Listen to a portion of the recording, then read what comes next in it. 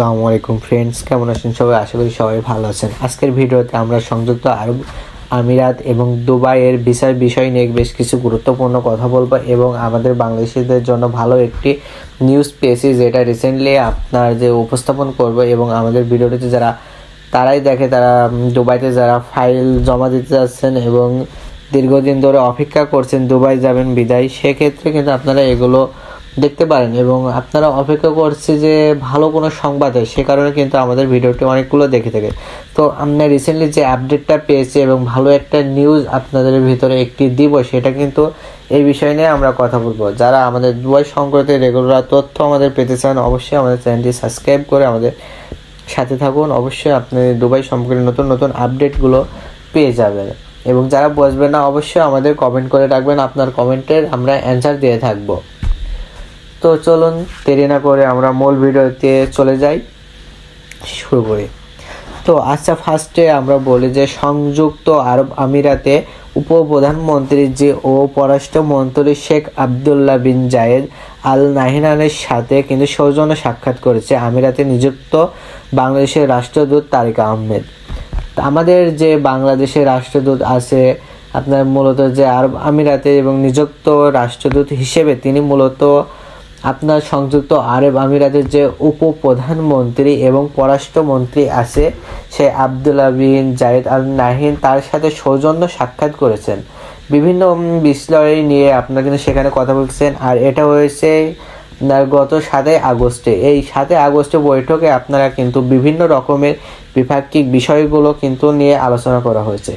সেখানে আমাদের আলোচনা করেছে বাংলাদেশের সম্পর্কটা কিন্তু আরও জটিলতা করছে এবং ভিসা বিষয় নিয়ে তারা অনেক গুরুত্বপূর্ণ কথাগুলো ওখানেও তুলে ধরছে। তো আমরা যে বিষয়গুলো দেখতে পাচ্ছি, খুব শীঘ্রই কিন্তু আমরা ভালো কিছু তথ্য বা ভালো কিছু নিউজ বা ভালো কিছু আপডেট আপনাদেরকে আমরা কিন্তু দিতে পারবো।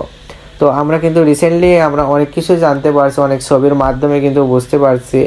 তো আমরা চেষ্টা করছি দুবাইয়ের আরও বিস্তারিত বিষয়গুলো গভীরভাবে পর্যায় পরিচালনা করার মাধ্যমে কিন্তু আপনাদের সব কিছু জানিয়ে দেওয়ার জন্য।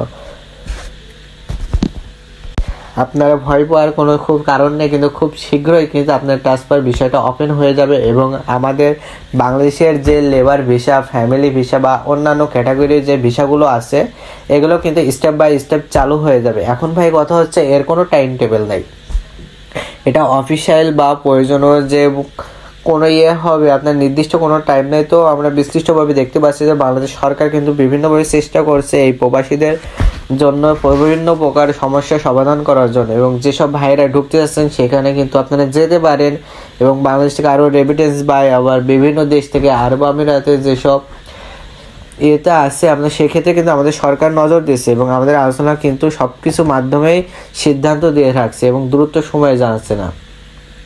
এই বিষয়ে কিন্তু আমরা বিভিন্ন দেখছি যে বিভিন্ন বৈঠক আলোচনা অনেক দিন থেকে করে আসছে, তবে সুফল কিন্তু এখন পর্যন্ত আমরা সেভাবে পাই না। যদিও আপনার কম বেশি ভিসা কিন্তু ধীরে ধীরে কার্যক্রম হচ্ছে এবং সেক্ষেত্রে কিন্তু আমরা এখন পর্যন্ত ক্লিয়ার হয়নি। তো আমাদের মেন যে বিষয়টা বর্তমান সময় আমাদের ট্রান্সফার ভিসা দরকার ইনসাইডে এবং বাংলাদেশ থেকে মূলত যারা কাজের উদ্দেশ্যে ঢুকতে চাচ্ছেন লেবার ভিসা দরকার। আমরা কিন্তু প্রফেশনাল কিন্তু খোলা আছে, ট্রান্সগার্ড কিন্তু খোলা আছে, ফিজন কোম্পানি কিন্তু ভিসাগুলো এখন খোলা আছে, কিন্তু এগুলো হচ্ছে খুব মূলত সীমিত বিষয়, কিন্তু অ্যাভেলেবল হচ্ছে কিন্তু তা নয়। অনেকে আসে কিন্তু এগুলো কিন্তু যেতে পারছে। তো যাই হোক, ইনশাল্লাহ অনেক কিছু শীঘ্রই আপনাদের মাঝে ভালো কিছু তুলে ধরবো এবং নতুন নতুন আপডেট আপনাদের মাঝে দুবাই সম্পর্কে দিয়ে থাকবো। তো আশা করি সবাই বন্ধুরা ভালো থাকবেন এবং আমাদের চ্যানেলে যারা নতুন আসছেন অবশ্যই চ্যানেলটি সাবস্ক্রাইব করে রাখবেন এবং দুবাই সম্পর্কে নতুন নতুন আপডেট পাওয়ার জন্য আমাদের সাথে থাকবেন। আল্লাহ হাফেজ।